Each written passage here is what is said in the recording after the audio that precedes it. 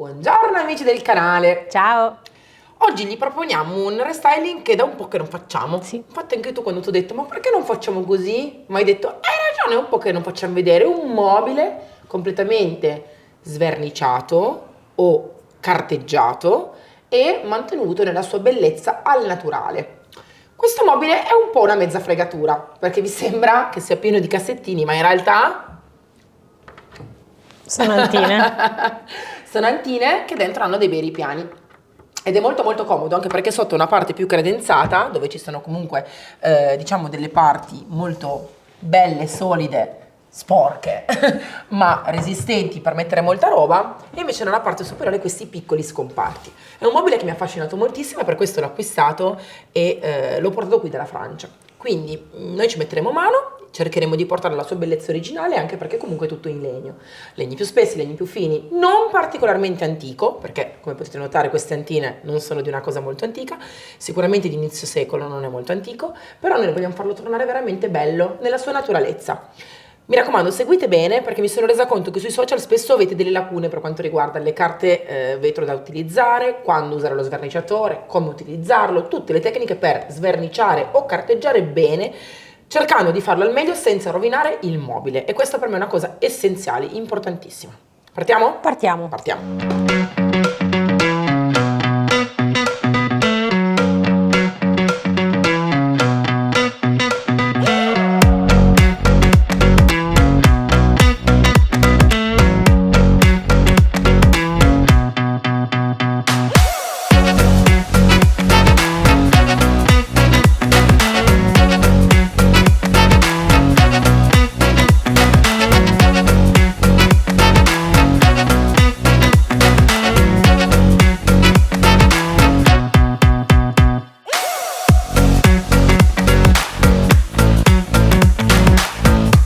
Partiamo carteggiando. Sappiamo perfettamente che questo piano massello è abbastanza spesso. Da cosa lo capisco? Fatevi furbi, andate dietro e guardate sempre quanto è lo spessore. A volte ci sono dei legni impellicciati che voi non lo direste mai perché sembrano bellissimi, sembrano legno massello belli spessi, invece poi guardate dietro e vedete la stronatura. Quindi prima di tutto il segreto è guardare dietro o sotto.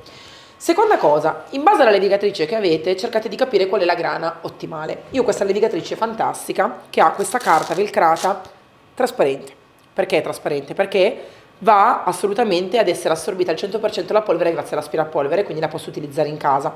Però ricordate, se voi non avete una levigatrice di questo tipo, magari lavorate all'esterno. Seconda cosa, le levigatrici come la mia, che roteano e vibrano insieme, grattano un po' di più, anche se questa carta è studiata apposta per non essere assolutamente invasiva sulle superfici.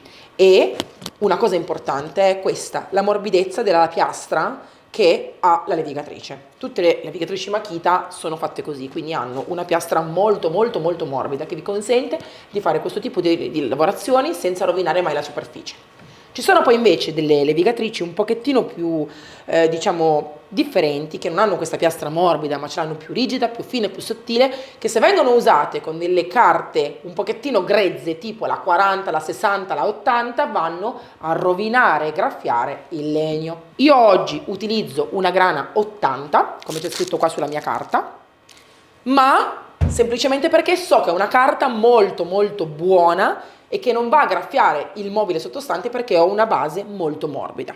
Fate queste valutazioni quindi. Se non siete sicuri, piuttosto è meglio prendere una grana un po' più fine. Come funzionano? Più le grane sono basse, quindi la 40, la 60, la 80, più sono grezze. Più salgono, più diventano fini. Tipo una 100 è più fine della 80, la 120 sarà ancora più fine, la 320 è finissima. Quindi mi raccomando, ricordate, più la grana ha un numero alto, più è fine. Più la grana ha un numero basso, più è grezza e gratta di più. Ok?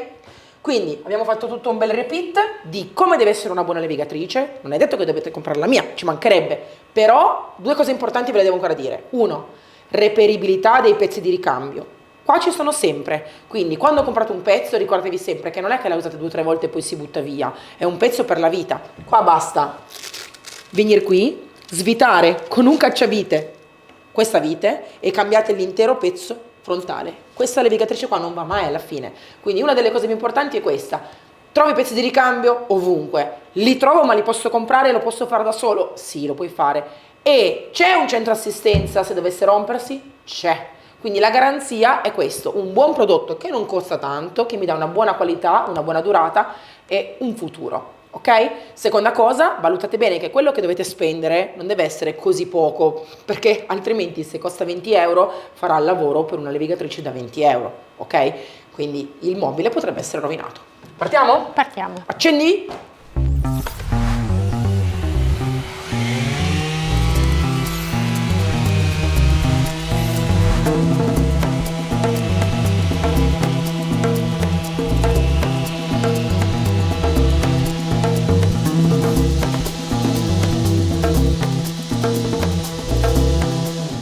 Mi sono fermata perché è lampante il fatto che un buon prodotto vi faccia bene alla salute, perché come vedete intorno a me non c'è un grammo di polvere e questa è una delle cose su cui calco di più quando si usa la levigatrice.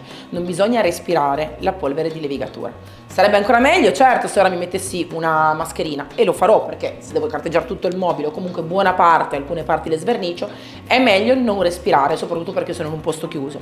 Ma ricordate che qui la percentuale di polvere che vola è veramente pochissima, quindi questa è una cosa a cui tener conto. Seconda cosa, guardate quanta fatica faccio, pari a zero. Quindi ricordate anche questo, è importante usare le giuste carte abrasive, il giusto prodotto e non far fatica.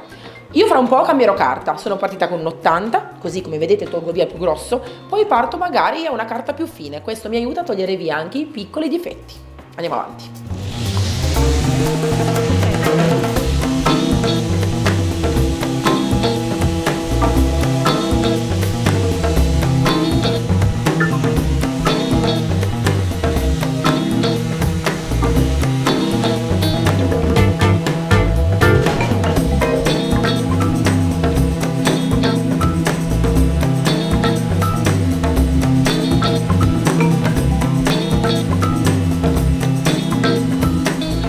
Abbiamo carteggiato buona parte del mobile, ma ci sono sicuramente delle parti che non si possono carteggiare perché hanno tante insenature come queste porticine, quindi andiamo a svitarle e le lavoriamo in orizzontale con il nostro sverniciatore. Prendo quindi un cacciavite a taglio e svito le vitine che ci sono. Probabilmente poi quando le metterò cercherò anche di cambiarle, prenderne alcune che sono più adatte, un po' perché queste qua sono leggermente arrugginite avendo molti anni, un po' perché mi sono resa conto che il legno in questo punto ha subito dei danni e ci sono delle crepe, quindi metterò una colla apposita, una colla molto molto forte con delle morse che andrà a ristabilire appunto la solidità del legno, ma soprattutto una volta rifinito voglio metterle su delle viti perfette, quindi delle viti nuove. In questo caso non mi serve salvare queste viti, non sono viti chissà quanti di pregio, quindi non capita nulla anche se le cambio. Ok, adesso ne togliamo l'antina e proseguiamo con le altre. Dopo aver tolto le antine passo al primo step della sverniciatura. Sverniciatore Magic Paint che è biodegradabile e assolutamente naturale. Cosa vuol dire? Che lo potete usare anche a mani nude. Certo, se avete lo smalto ve le svernicia, quindi magari mettetelo solamente se avete lo smalto. Questo è veramente una cosa pazzesca perché non si è mai sentito di uno sverniciatore che oltre che a essere ottimo e funzionare su tutte le vernici non faccia male né alla natura né a noi. Bisogna fare attenzione però quando si stende lo sverniciatore perché tanti di voi lo prendono, lo applicano e poi lo coprono e se ne vanno e tornano il giorno dopo. Ecco, non funziona così. Lo sverniciatore va comunque controllato e non deve mai seccare. Perché calco su questa cosa? Perché sul gruppo Hello Magic Paint vedo quasi tutti i giorni dei post di persone che mettono lo sverniciatore, lo coprono con il pezzo di nylon e io vi dico di coprirlo col pezzo di nylon, certo, ma perché non voglio che se siete magari d'estate con tanta aria vi si secchi subito, però non potete mettere il nylon e andarvene via il giorno dopo 12 ore, tornare, togliere e pensare che sia sverniciato. No, perché lo sverniciatore funziona solo se è morbido. Quindi cosa vuol dire? Che voi ogni tanto lo dovete massaggiare, controllare. Se vi si risecca lì e togliete il nylon e pensate di sverniciare, no, funziona solo se è umido e se è morbido. Quindi mi raccomando, se volete lasciarlo agire con calma senza star sempre lì, mi va bene di mettere il telo, però magari mettete il telo, mezz'oretta, tornate, ricontrollate, con un pennello lo rimassaggiate come sto facendo adesso io e aiutate questo sverniciatore comunque a fare il suo lavoro. Io lo passo principalmente su queste tre porticine che ci sono sulla parte superiore della credenza e poi sulle modanature, su tutti i punti in cui non passerebbe la levigatrice. Lo faccio per non far fatica, perché comunque non ho voglia proprio di andare lì a far fatica chissà quale modo con raschietti o altro, con carta vetro a mano, anzi così non respiro polvere di legno e non faccio fatica, ma adesso vedrete con una spatolina, una spazzolina, quanto è facile poi asportarlo, senza patire, perché solitamente si ha paura di passare lo sverniciatore sui fregi, sulle parti con l'insenatura, e invece vedrete quanto è facile. Su questa parte di mobile superiore abbiamo delle crepe, un pochettino qua, poco, un pochettino qua, io ho già messo 2 morse, per capire anche se proporvi questo tipo di colla. Io faccio sempre dei test per capire quali sono i collanti anche migliori, in base alle necessità di quel momento, e qui ci troviamo di fronte ad un mobile che ha avuto una rottura proprio dove c'erano le cerniere, probabilmente hanno innestato una crepa che poi si è aperta. Quindi ora io andrò con la Univil, che è una colla vinilica, e in questo caso va benissimo per il mio utilizzo. Chiaro è che bisogna fare attenzione e metterla bene. Cosa vuol dire metterla bene? Vuol dire spalmarla in modo che vada a ricoprire tutta la parte rovinata, perché altrimenti si rischia poi appunto di avere dei punti dove non è mai arrivata. Mi faccio aiutare da questa spatolina. La spatolina Belle Arti è molto sottile, quindi va sempre dove deve andare, non ti tradisce mai. Vedete? E in questo modo io continuo nel mio intento. È importante ricordarsi sempre che parte da su è cola, perché è un pochettino più liquida di altre colle. Ora la cosa importantissima è anche, visto che abbiamo la fortuna che non si è mai spaccato ma è rimasto sempre in posizione, chiuderlo bene con una morsa. Però prima prendo un panno umido e tolgo solo l'eccesso. È vero che quando asciuga si può poi tranquillamente carteggiare, però togliere l'eccesso ti fa anche faticare di meno poi nella levigatura che verrà dopo. Vado a togliere bene il tutto, anche qua dove comunque ho i buchini della porta, e ora mi aiuto con questi 2 pezzettini di carta che metto ai lati. In questo modo la morsa, proprio in qua, perfetto. In questo modo la morsa non va a creare appunto dei segni antiestetici sulla parte. Vedrete che è a posto quando schiacciando inizierà a uscire un pelino di colla da dentro. Perfetto. Schiacciate ma non troppo, perché se schiacciamo poi troppo esce tutta e non ci serve. Io ne metto una alla base, poi sicuramente un'altra qui, perché se schiacciando, come faccio adesso io, vedete che continua a uscire, vuol dire che lì non è ancora completamente aderita. Quindi stessa storia di prima. Prendo la mia carta, benissimo, la mia morsa, e porto anche qua il mio mobile ad incollarsi al 100%.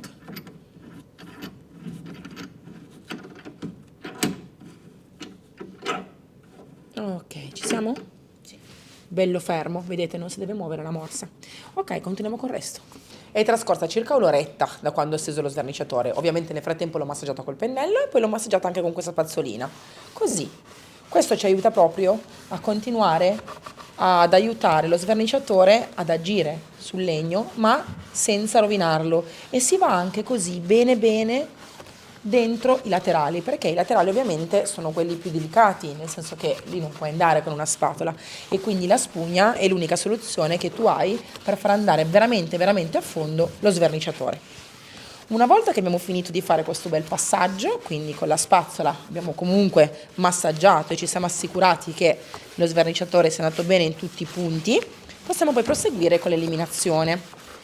E voi mi direte, come faccio a sapere quando è pronto? Allora, come fai a saperlo? Prima di tutto fai un test su un lato, e ora vi faccio vedere com'è il mio test. Seconda cosa, ovvio che dopo 5 minuti non sarà pronta, però ci sono vernici che si sverniciano in 10 minuti, vernici dove ci vuole un'ora, vernici dove una volta che tu hai tolto devi poi rimettere lo sverniciatore e fare un secondo passaggio perché ci sono più strati, dipende, non c'è una regola. Un trucco è poco alcol, lana d'acciaio, quindi la matassina è la lana d'acciaio più grezza, si va in un punto, tipo qua, e si prova a vedere cosa succede massaggiando. Guardate, se dopo che tu hai fatto questo lavoro il legno ti rimane bello opaco, è ovvio che poi asciugandosi vedremo il suo bel colore, perché adesso è ancora molto scuro perché è ancora bagnato. Lui diventerà molto più chiaro nel momento in cui si asciuga e si vedrà che non c'è più la vernicetta. È chiaro che si nota che non c'è più la vernicetta perché, come potete notare, adesso è opaco, non è più lucido, quindi se non è più lucido non c'è più vernice. Emma, mi porti il phon così facciamo vedere come diventa quando asciughiamo?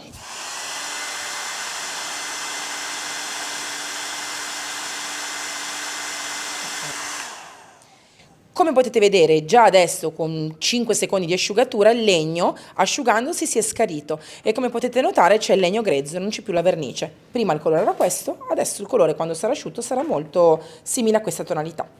Quindi, come faccio a capire quando lo sverniciatore ha fatto il suo effetto e posso iniziare con l'eliminazione? Con un test, perché tutte le vernici ragionano in modo differente e si comportano in modo differente. Ora, primo segreto. Serve un po' di acqua ammoniaca, ma pochissima, non ditelo ai restauratori perché si arrabbiano, ma una pezza molto brutta, quasi da buttare via, con acqua ammoniaca strizzatissima. Così. Praticamente l'acqua che vai a mettere sulla superficie è pari a 0, ma ti aiuta a eliminare via una buona parte di sverniciatore.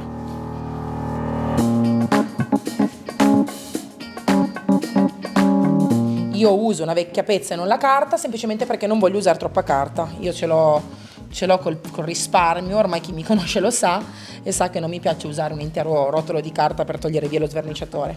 Quindi in realtà questo è uno dei metodi più veloci che conosco, ma anche dove sprechi meno prodotti.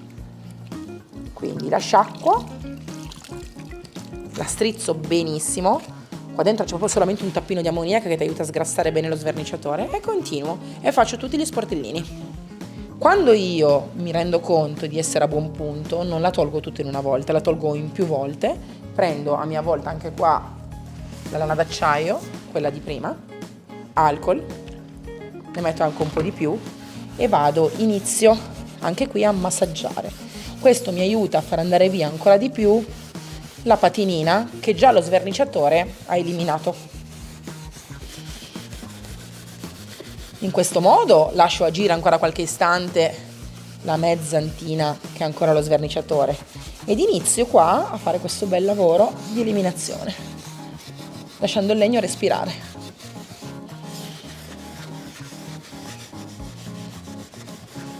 Quando andate negli angolini e vedete che vi è rimasto ancora dello sverniciatore, prendete una spatolina, vecchia, nuova, quella che volete, andate negli angolini e fate questo lavoro qua. Con molta pazienza si eliminano gli eccessi. La sverniciatura è un'arte, quindi va fatta delicatamente, piano piano, senza graffiare il nostro legno. Guardate, si deve rimuovere il tutto senza far mai danni al nostro legno. È una cosa importantissima, è arrivato integro fino a noi e non dobbiamo essere noi a rovinarlo. Negli angolini, dappertutto. Nei ripiani interni del mobile abbiamo questa carta adesiva vecchia che in parte si sta scollando e in parte rilascia la colla vecchia. Quindi per riuscire a rimuoverla dopo averla tolta utilizzerò lo staccaparati che serve per togliere la carta da parati, ma mi aiuta anche a togliere i vari adesivi dai mobili.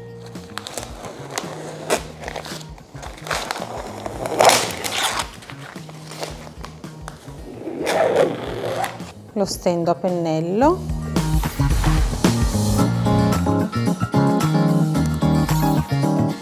Quando fa questa schiuma vuol dire che sta togliendo la colla.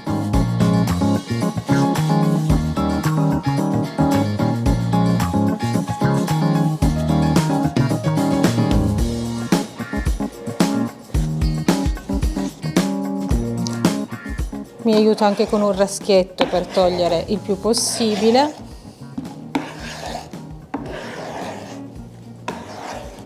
E poi vado a lavare con un panno umido di acqua pulita.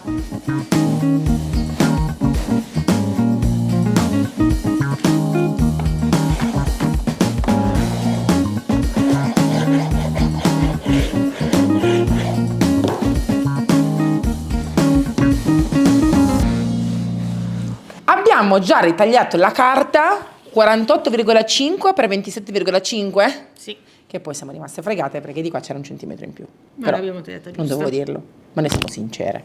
Comunque abbiamo tagliato già tutti gli scompartini che sono 6, 12, 18 scompartini, vero? Perché ci piaceva mantenere il legno all'interno, ma mettere una carta da parati che aiutasse un attimino la pulizia, anche la bellezza quando apri è bello. Però prima di tutto lo facciamo vedere quanto è bello. Guardate che spettacolo ora che è tutto levigato, pulito e montato. Secondo me è veramente bellissimo, bello bello bello.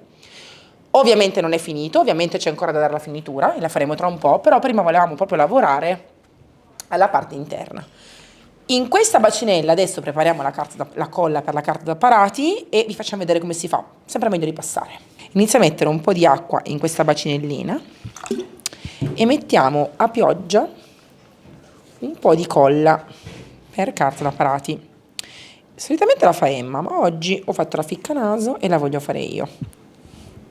In realtà dimmi Emma se sono bravo o se sbaglio. Sì, va bene. Bisogna rompere i grumi. Esatto, e quando diventa un po' più torbidina l'acqua vuol dire che abbiamo la quantità giusta. Perché sai che a casa non ho un po' paura di fare sta colla da carta da parati, perché è un po' appannaggio dei professionisti, è vero, solitamente la carta da parati te la fai mettere da un tappezziere, però noi vi insegniamo a mettervi tutto e prima o poi lo faremo questo tutorial in cui le facciamo vedere come mettere la carta a muro.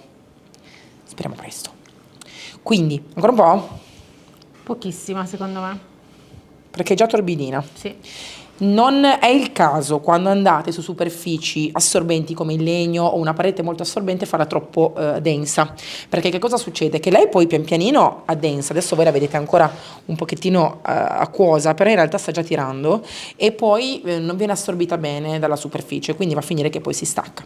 Quindi una cosa importante adesso è girarla bene, quando diventa una bella, diciamo una bella crema, però fluida, iniziamo a stendere sul mobile la colla e poi attacchiamo subito la carta da parati.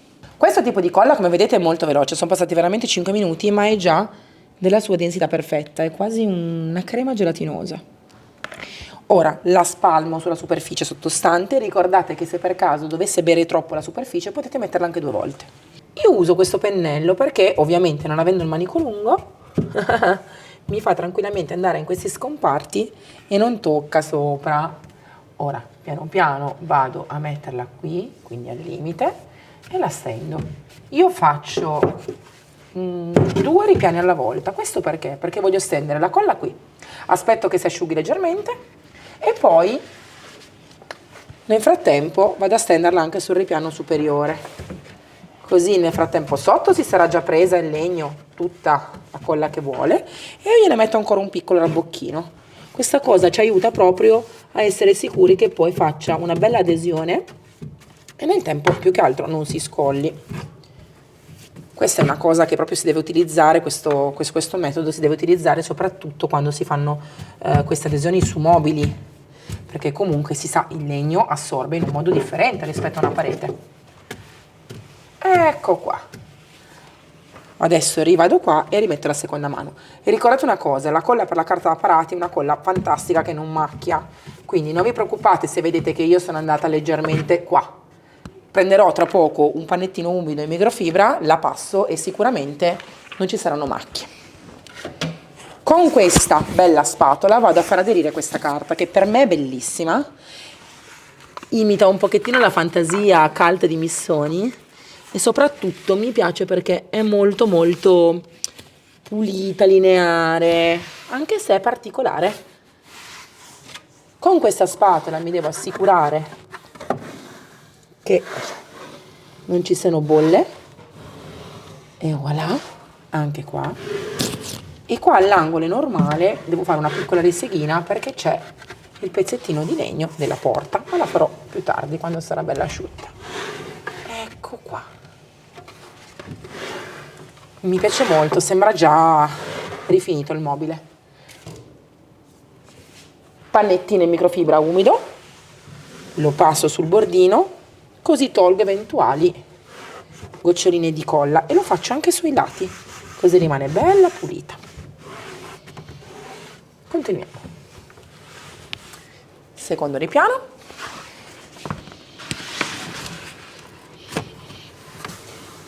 Avere la fortuna di essere riusciti a farci prima tutti i ritagli di carta da parati è sicuramente una cosa che ti fa perdere pochissimo tempo. Ce la tagliamo prima della misura ideale in modo da non perdere tempo quando è ora di mettere poi la carta sul mobile. Ecco qua. Bella, precisa anche da questo lato. Passiamo il nostro pannetto e via. Ora continuiamo sugli altri ripiani. Abbiamo quasi finito il nostro processo di oggi perché abbiamo ancora 2 passaggi molto importanti, la decorazione e la protezione. Adesso, a parte che dentro è bellissimo, tutto rifinito, preciso, pulito, profumato, Franco ha anche messo le calamite per farla aderire bene. Adesso però mettiamo un bellissimo cartoncino dentro queste parti nere perché in realtà ogni parte nera, ogni scomparto ha una placchetta apposita con una svasatura dove tu puoi inserire dentro il nome di quello che tu vuoi. E noi abbiamo preferito oggi creare questi cartoncini con le erbe aromatiche. Salvia, timo, menta, calendula, siamo state un pochettino attente perché non volevamo nulla che andasse sotto come lettera, quindi come vedete non c'è nessuna G, nessuna Z, nessuna lettera che andasse al di sotto e sono tutte quante corsive, quindi in realtà formeranno un'armonia totale. Però questo cartoncino è un pochettino sottile e siccome io voglio anticarlo per renderlo perfetto per questo mobile, voglio fare un doppio cartoncino. Quindi quell'avorio che è quello frontale lo uso per le scritte, qua sull'altro cartoncino ci metto un goccino di colla spray. Quella che usiamo spesso anche per mettere alcune volte la carta da parati. Emma, mi dai una spatolina per favore? Ricordate che questa colla spray solitamente è anche riposizionabile, quindi in realtà se sbagliate e non siete subito bravi alla prima volta a essere precisi, si può tranquillamente riposizionare. Grazie. Adesso noi con la nostra spatolina la facciamo aderire bene. Questa colla in realtà è perfetta perché è una colla abbastanza secca, asciutta e quando tira non fa né bolle né sbavature. Ora andremo a fare una moscatura delicata con il marron glacé per anticare il nostro fogliettino. Metto un po' di marron glacé, che è il mio protettivo color noce, dentro questa vaschettina. Veramente ne basta pochissimo, giusto la sporcatura del pennello. E poi ci metto dell'acqua. Formo quest'acqua marroncina, che ovviamente posso anche enfatizzare se mi sono resa conto di aver messo poco prodotto con un po' più di marron glacé, però mi basta e mi avanza. E adesso eseguo una moscatura, che è un passaggio molto anticante, delicato, che va a rendere il foglio, che già è avorio, un pochettino più vintage. Ecco qua. È un passaggio che adoro sempre. Cercate di lasciarla in orizzontale nel momento in cui fate questa cosa e nel momento in cui andate a farla seccare. In questo modo non si raggrinzisce. E il trucchettino che abbiamo usato di mettere un secondo foglio sotto ci aiuta sicuramente a mantenere il cartoncino bello bello rigido e piatto. Per finire il nostro mobile mancano ancora pochi passaggi. Questo è uno, la protezione. Avrei potuto stendere la cera, l'olio, diverse soluzioni ideali, perché questo è un mobile legno grezzo e mi permette veramente di scegliere quello che voglio.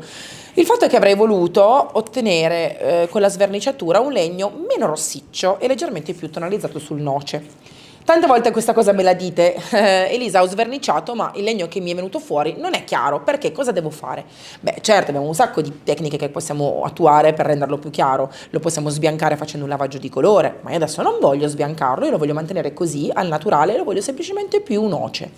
Quindi che cosa facciamo per diciamo alleggerire questa tonalità molto rossiccia? Usiamo il marron glacé, cioè in 2 versioni, satin e gloss, satinato e lucido. Noi oggi però lo usiamo molto diluito, non solo diluito dall'acqua, perché l'acqua può essere solo un po', non troppa, ma lo diluiamo anche col protettivo normale, quindi col protettivo in colore. In questo modo il colore sarà molto più leggero, tonalizza senza coprire le vene del legno, con tutta sta fatica. Scherzo, però con tutto quello che abbiamo fatto per tirar fuori il legno grezzo vogliamo comunque preservarlo.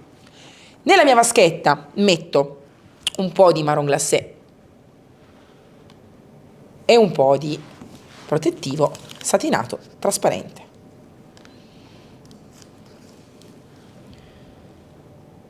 Hanno ovviamente densità diverse, ma non importa.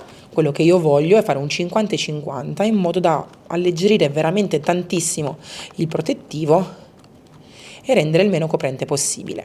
Questa cosa, se potete, fatela in una sola mandata. Cosa vuol dire? Che se finite il protettivo a metà mobile, poi dopo potrebbe prendere 2 tonalità di marrone diverse, quindi non possiamo fare questo errore. Allora, io ho trovato la tonalità che mi può piacere, però ne metto di più perché mi deve bastare per far tutto il mobile. Tanto mal che vada, ho un po' di protettivo marron glacé diluito. Dovrebbe bastare. Io vado molto a occhio. Se voi non volete andare a occhio, come sempre, pesate esattamente quanto avete messo di marron glacé satene e quanto avete messo di protettivo satinato normale. In questo modo avete la percentuale perfetta e lo potete riprodurre senza avere cattive sorprese. Ovviamente adesso non si nota ancora, ma io so che è abbastanza trasparente. Metto acqua. Anche qui sapete che io metto acqua a piacere, ma voi se dovete rifare la pozione 2 volte fatela pesando. In questo modo non avete nessun tipo di problema. Un'altra cosa che io vi consiglio di fare quando avete fatto le diluizioni miscelando i 2 protettivi, fate un test in un punto nascosto, non andate subito nella prima antina centrale che trovate, perché è un po' quello che facciamo sempre, bisogna colorare le porte, parto da quella più vicina, no, parti da quella della cantina. Devo fare la cucina, parti dall'antina dentro, non da quella più grande e più difficoltosa. Quindi i test vanno sempre fatti e anche io li faccio sempre. Quindi ora cerco di capire se la pozione che ho creato mi piace come tonalità, qui nella parte centrale e interna. Ecco qua. Adesso ovviamente fin quando non si asciuga io non vedrò, ma questa è una tonalità che va sicuramente a proteggere in modo satinato, scurisce delicatamente ma poco e crea un tono molto nocciolato. Io però ho la fortuna di avere un rullo pazzesco oggi, il mio rullo con il peletto, che è proprio studiato per far sì che Magic Paint sia stesa bene senza segni, e quindi la stendo su tutto il mobile con il rullo. Emma invece va solamente con il pennello nelle insenature, in questo modo con una passata facciamo tutto. Mi raccomando, il rullo col peletto deve sempre essere trattato prima così. Io lo lavo, diciamo, togliendo il più grosso, poi lo metto in lavatrice, perché ho la lavatrice degli stracci e tolgo tutto quanto quello che rimane come residuo all'interno del rullo in lavatrice. Però se voi non avete la lavatrice e volete fare questo, sicuramente avrete di nuovo un rullo senza, diciamo, peletti che si staccano e senza impurità. Ora, vaschettina, carico bene bene bene il mio rullo, perché non si va mai con il rullo scarico. Il rullo scarico lascia segni. E delicatamente faccio tutta la superficie. Il trucco per avere una superficie senza neanche un segno del rullo è abbondare in modo che possa essere fatta una sola stesura, così, delicata, delicata, delicata. 1, 2 per lisciare. Lui se la sta già prendendo, si sta già autolivellando e non rimarranno segni. Se voi però schiacciate il rullo, ripassate e andate proprio ad accentuare questo passaggio, si vedranno tutti i segni. Quindi mi raccomando, occhio, non fate questi errori, non fateli mai questi errori. Ora liscio in modo che tutto sia bello uniforme e continuo.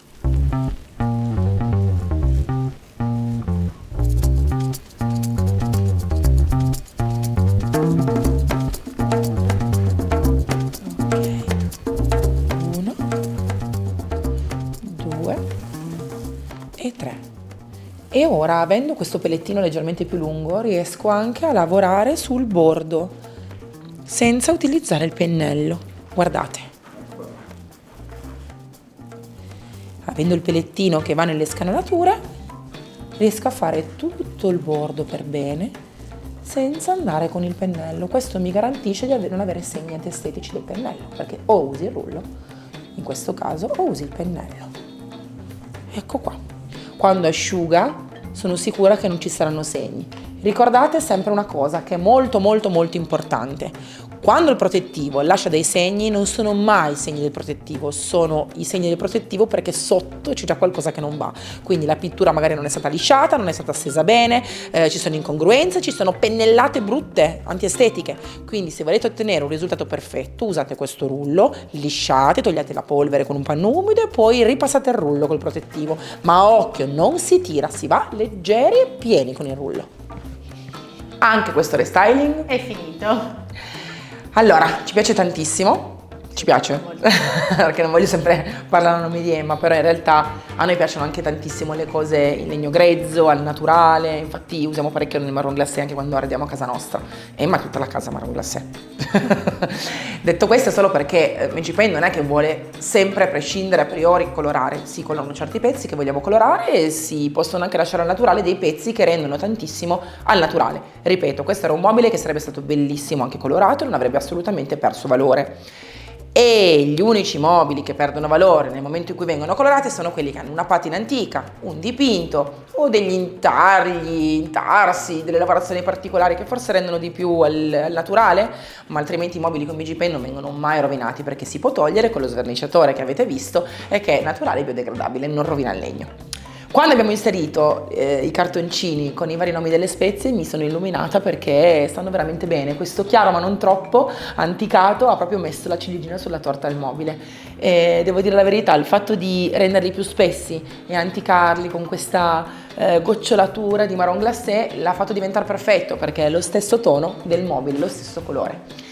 Spero che qualcuno di voi possa trovare dei mobili come questo qua e riprodurre tutte le tecniche che io ho messo in atto su questo mobile, perché questi tutorial sono proprio di istruzione, non è solo per vendervi un prodotto, ma come vedete poi vi abbiamo spiegato come utilizzare gli sverniciatori, come carteggiare, lana d'acciaio, alcol, tutte procedure che si utilizzano anche per restauro e restyling, quindi non sono procedure solo legate a Magic Paint, perché noi vi insegniamo il restyling dalla A alla Z.